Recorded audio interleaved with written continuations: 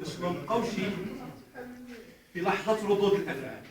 حنا ملي كنقولوا اون فوي دو روت يعني راه حنا دايرين واحد المبادره اللي اليوم غنديروا لها الاليه ديالها، واحد خريطه الطريق اللي المفروض اليوم دير لها واحد الاليه التنظيميه ديالها اللي تجلس وتجتمع وتجيب واحد البرنامج دقيق على اننا نجبدوا الخطوه كاملين.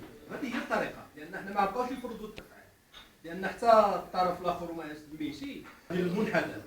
حنا ما غاديش نبقاو هو كيموت وحنا نحيوه تصارعوا معاه والغاوتين، لا، حنا دايرين خارطه الطريق محدده وكذا.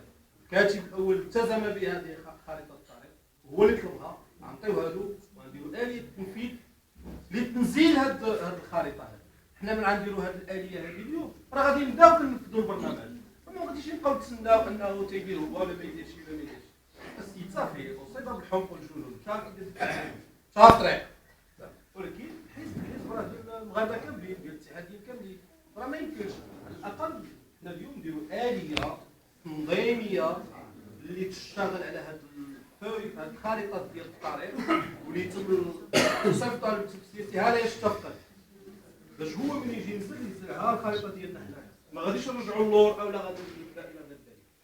هذه هي التصريح اللي قلت. ولكن كاخبار كذا درنا طاع درنا واحد المجموعه تغيير تنظيميه فهادشي الفروع فهادشي كذا درناها له باش نفصلوا له مرشموا عليها وكذا الى غير ذلك. حنا وصلنا للمرحله ديال انهم نفكروا في اشياء عمليه، يعني ما غاديش